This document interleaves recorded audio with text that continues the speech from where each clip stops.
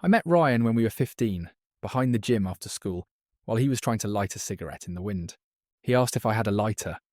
I didn't. He shrugged and said fate was against him already, then offered me a warm Coke from his backpack.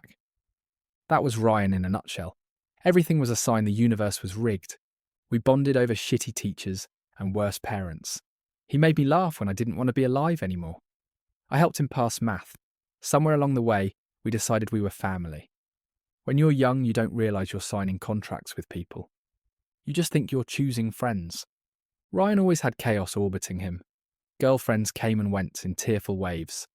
Jobs lasted months. Flats ended with arguments and smashed doors. He carried his trauma openly.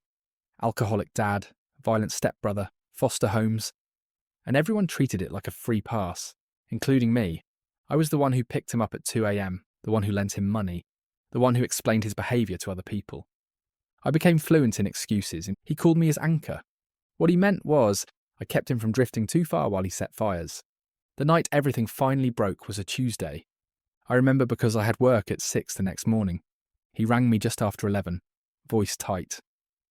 "Can I crash at yours?" he asked. I hesitated. "Ryan, you said your new place was sorted." "It is, but my roommate's being a psycho," he replied. I closed my eyes. What happened? Nothing. He's just trying to control me. That should have been my cue to say no. Instead, I told him to come over. He arrived with a backpack and a rubbish bag full of clothes, already halfway drunk. He dropped his stuff in my hallway and immediately opened a beer. "You okay?" I asked. He shrugged.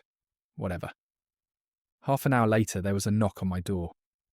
Then another, then shouting. My stomach sank. I opened it to find a man about our age standing there with a woman behind him. The man's jaw was clenched. "That him?" he asked, pointing past me.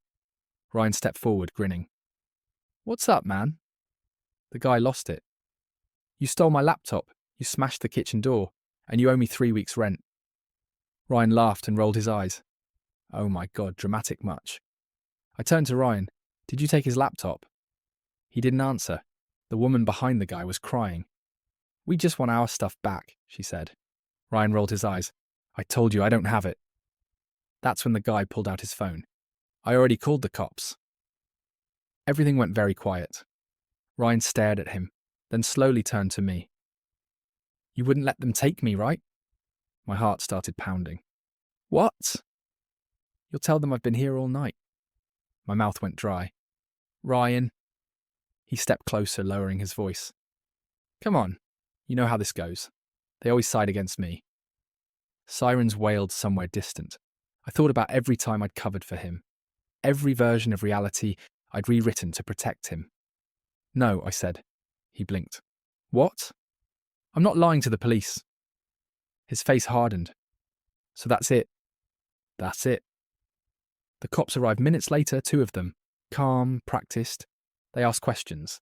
They took statements. Ryan tried charm first, then anger, then tears. He told them he'd been targeted his whole life. He said people framed him because he came from nothing. He told them he just needed one more chance. They searched his bag, they found the laptop. Ryan looked at me like I'd stabbed him. As they handcuffed him, he shouted, "You did this." The neighbours came out to watch. He kept yelling my name. I stood frozen in my doorway while they put him in the back of the car. Afterward, I sat on my couch, shaking until dawn. He called me from the police station the next morning. "You could have fixed this," he said. I closed my eyes. "Ryan, you stole from them." "They pushed me," he screamed. "You asked me to lie." He went quiet. Then, "So you're just abandoning me?" Something in me snapped clean and sharp. "No," I said. "I'm finally choosing myself." He laughed bitterly. "I used to love you," he said. "Now I see who you really are." I didn't answer. The charges stuck. Theft, property damage, breach of tenancy. Nothing dramatic enough for headlines, but enough to ruin his chances at another rental for a long time. Mutual friends stopped talking to me. His sister sent me a message saying I could have handled it privately. Even my mum asked if I'd been too harsh. But here's the thing no one else lived through. Life got better when I lost him. Not immediately. At first there was guilt, nightmares, long walks where I replayed every conversation. Then came quiet, then sleep, then mornings where my chest didn't feel tight for no reason.